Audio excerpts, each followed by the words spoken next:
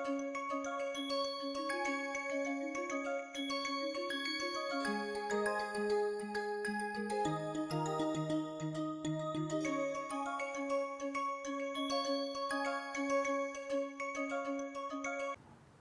this lecture, we are going to find a canonical form for an equation which is of hyperbolic type. In the next 2 lectures, we will be doing the same, but for equations which are parabolic or elliptic types. So, canonical form for hyperbolic equations, what is it? We know what is hyperbolic equation, we have defined. What is a canonical form? If somebody asks you, give me an example of hyperbolic equation, immediately you give an example of the wave equation, right. So, therefore, finding canonical form for hyperbolic equations consists of the following. You take the equation which is hyperbolic in a domain, and then you want to do change of coordinates and then convert the PDE into the new coordinate system. But after doing this, the part which features the second order derivatives looks like the wave equation, the one in the wave equation. We are going to do the canonical forms only for linear equations. For quasi-linear equations it is very difficult, so we will not do that. Okay, we state what we are going to see as a method as a theorem. So, the hypothesis, consider the second order linear equation 2L which is given by this. Assume that this equation is hyperbolic in an open set, region means open and connected set, in an open set omega of the xy plane. So, throughout the domain omega, the equation is of hyperbolic type. Now, take a point x0 y0 in omega, that means take a point in omega. Conclusion is there is an open set containing the point x0 y0 and a change of coordinates defined on that open set such that the equation 2L is transformed into this equation. If you notice here and compare with the equation that we saw in the last lecture after change of variables, we had A, B, C. So, what is missing is A and C, A and C are 0 and B equal to half, because 2B is what appeared. So, that is equal to half. So, coefficient of W xi eta is 1, W xi xi and W eta do not appear in the equation. Of course, it does not look like the wave equation, that is understood. Okay. Wave equation is not like uxt equal to something, wave equation is utt minus uxx, we will come back to that later. So, given that the equation is hyperbolic, that is b square minus ac is positive at every point of omega, we know that at least one of the 3 functions ABC is non-zero at every point. What happens if all of them are 0? PDE is not defined, right, it is not a second order PDE. So, we have to add this assumption whenever we consider even quasi-linear equation or linear equation, we have to assume that none of the 3 functions ABC simultaneously vanish. That is an important assumption which we forgot to add, now we add. In the proposed canonical form, only mixed partial derivative appears, we saw that. So, if A and C are 0 at the point x0 y0, then definitely B is non-zero, because if both A and C are 0, B square must be positive, in particular B is non-zero. But it is of no use or help. You may be thinking that A, C are 0, so in the equation A, C is not there, what you have is only B of x naught y naught into u x y, and it is not B x naught y naught is non-zero, divide by it. Yes, that is fine. You have a equation which looks like canonical form, but remember it is only at the point x0 y0. You cannot assert this will happen in an open set containing x0 y0, because these conditions do not guarantee that. If a function is 0 at some point, you cannot say it will be 0 in a neighborhood of that. Okay. You can say of course for this, if somebody is non-zero at a point, if the function is continuous, then definitely you can say it will be non-zero in a neighborhood. Yeah, we have to place assumptions on ABC. We have to assume that minimum, we have to assume that they are continuous functions. We will see as and when we see there is a need to introduce hypothesis on ABC, we will do that. Now, we are saying assume without loss of generality. This WLOG stands for without loss of generality, that A of x naught y naught is not equal to 0, or C of x naught y naught is not equal to 0. Because if they are 0, we can do something and get at least one of them to be non-zero. So, if they are 0 indeed, then introduce a change of coordinates x y going to x tilde y tilde given by x tilde is given by as a function of x y as x plus y and y tilde as x minus y. Now, if you look at the equation that will result by this change of variables, the equation will have w x tilde and w y tilde, they are non-zero. At the point x naught tilde which is given by x naught plus y naught, and this point is x naught minus y naught, because we have to talk about x tilde y tilde, right, that coordinate system. So, x tilde equal to x naught y naught, that is a point, y tilde equal to x naught minus y naught, that is the point. So, x tilde y tilde, what is the point precisely? Maybe this is what you have to write, x tilde y tilde, this point is x naught plus y naught. This is a known point because x naught y naught are known at this point.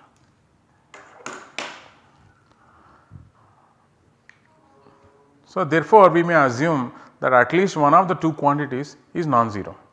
If they are 0, we will exactly first implement this change of variables, we will get to an equation. In that equation, we have these non-zero. Therefore, we can as well start with assuming that there is no loss of generality in assuming that A is not 0 or C is not 0. So, let us assume that A is not 0, A of x naught y naught is not 0, and we need to now assume that A is continuous, so that there will be an open set in which A is not 0 containing that point. Okay. So, assume that A is continuous.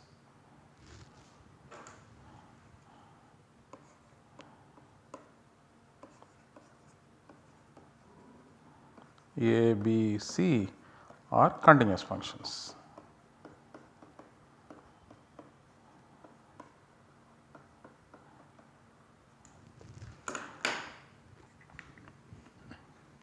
So, recall change of variables, they are going to look like this,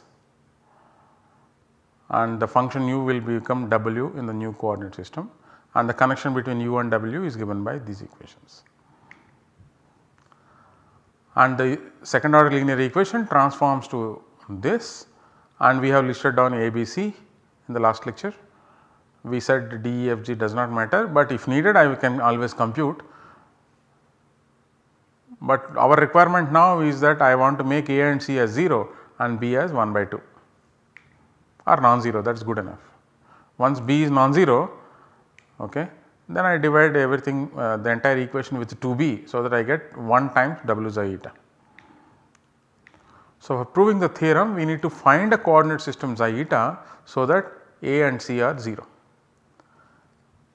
And we know that the classification type of an equation does not change under change of coordinates. Okay. Once A and C is 0, B will be non-zero, because B square minus AC is positive and AC is 0, therefore, B square is positive, that means B is non-zero. So, we need to find phi and psi satisfying A phi x square plus 2B phi x phi y plus C phi y square equal to 0 and A psi x square plus 2B psi x psi y plus C psi y square equal to 0. This is A, this is C, that is the expression we get. What are these? These are first order PDEs, nonlinear PDEs. Equations are identical. If you see phi solves this or psi solves this, does not matter, it is the same equation, right. So, phi and psi solve the same equation. So, we need to solve for phi psi using only one equation. Now, we write this equation like this. If you multiply and divide with A, you get back this. So, you can write like this, and we have a license to do this, that is why we have shown in the beginning that A is not equal to 0 in that neighborhood, some neighborhood of x0 y0, therefore 1 by A is meaningful. For this we have done that exercise. So, a function phi is a solution to the above equation as long as it satisfies either this or this, any one of them if it satisfies, then the product will be 0, right. If phi is such that this first part is 0, product is 0, therefore, this is 0. and these equations are not similar, they are similar but not exactly same, because there is a minus sign here, there is a plus sign here. That is what helps us in getting phi and psi.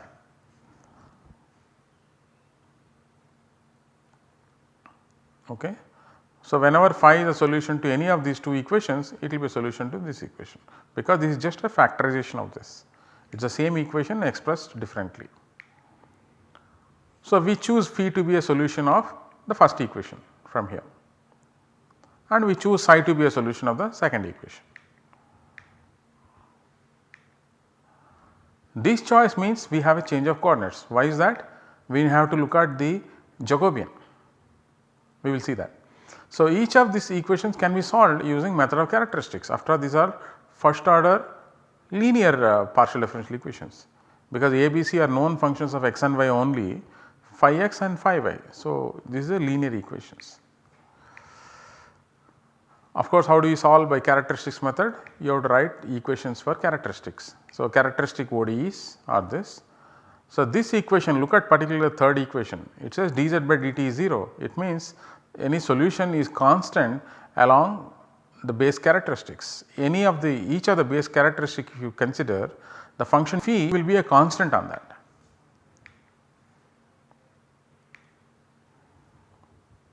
Now, assume that phi of x y equal to k represents a one parameter family of solutions to this ODE. This ODE is what? It is a non-parametric expression of this base characteristic curves. On differentiating this equation phi of x y x equal to k with respect to x, in other words, we are assuming that there is a solution hidden inside this of this ODE, that is part of this assumption. So, we get this by chain rule, and from here we can solve minus phi x by phi y has certain expression. Okay. Why are we doing this? Because we want to show that the phi and psi chosen the way that we have described will give a change of coordinates. So, we need to find what is phi x by phi y, we have an expression. Now, we decided psi will solve the other second equation, therefore, the corresponding characteristics ODE is given by this. So, any solution as before, because of this relation, it is constant along base characteristics, and what is a non-parametric expression of base characteristics, that is given by dy by dx equal to this b plus root b square minus ac by a. So, this represents base characteristic curves. As before, differentiating psi of x y x equal to k, we end up with an expression for psi x by psi y equal to this.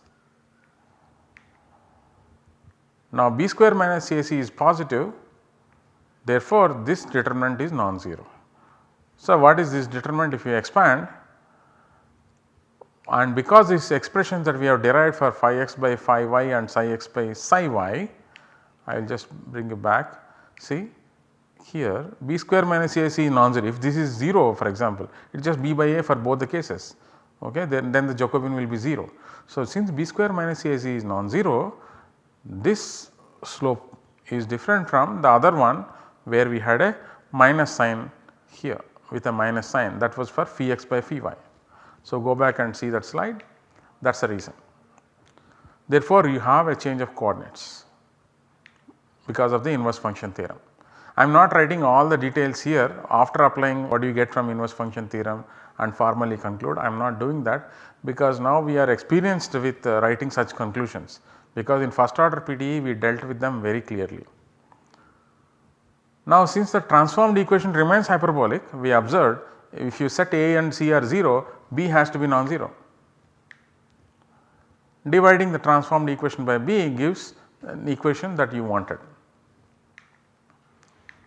Okay. We make one more change of variables. Okay. What is the equation that we got now? W xi eta plus something into W xi plus something into W eta plus something into W plus some function of W xi eta equal to 0. Now, we are going to do another change of coordinates. We write x dash and y dash as the function of xi eta, which is xi plus eta, and this is a function of xi eta which is xi minus eta. When we do this change of variables, we get a new transformed equation for v of x dash y dash. If you observe, y dash minus v x dash x dash. This is precisely how the wave equation look like, utt minus uxx.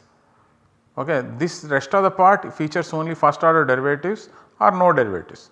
The second order derivatives involved only in these two terms, and that part looks like the one in the wave equation.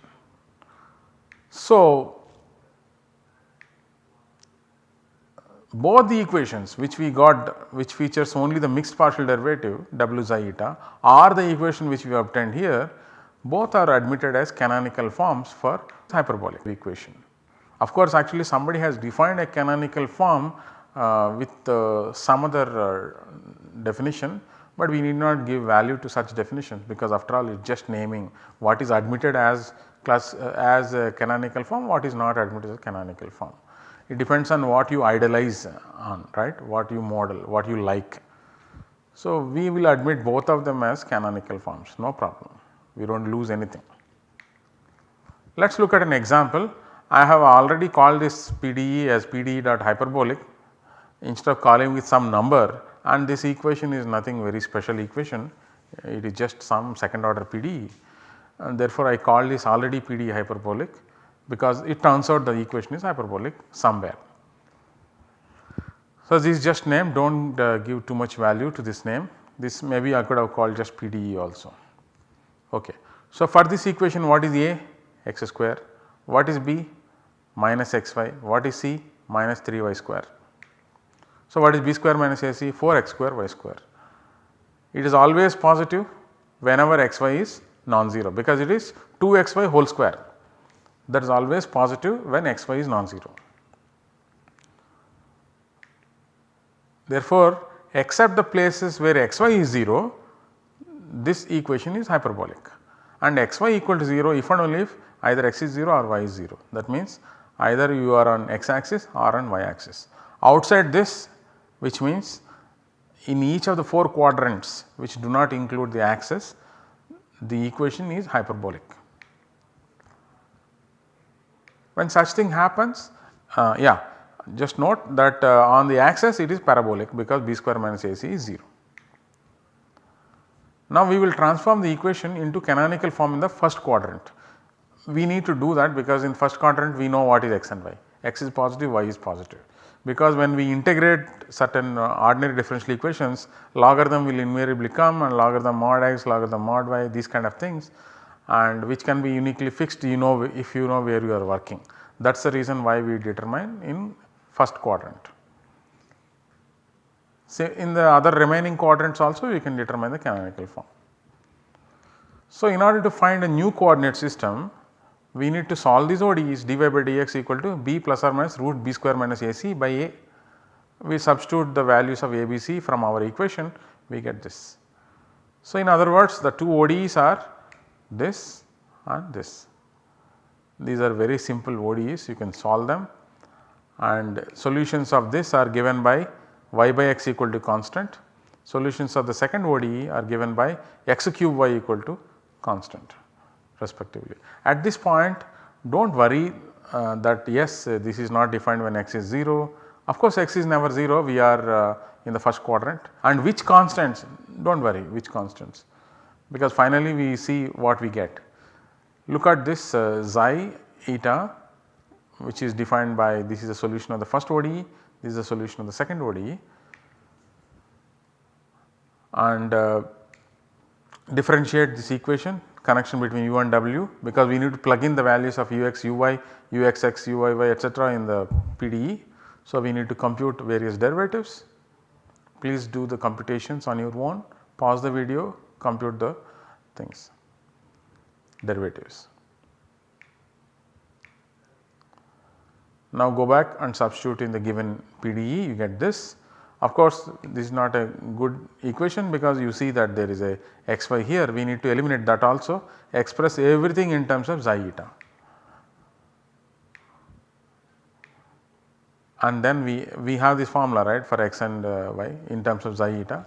Take this, go ahead and substitute, we get this. So, on simplification we get this equation because we wanted W xi eta coefficient should be 1. So, I divided everywhere. So, that means we need that xi and eta are never 0. Now, we can write down in which domain we have determined this particular canonical form. So, a method to reduce a second order linear PDE of hyperbolic type to its canonical form was presented. Of course, it was also successfully implemented in example.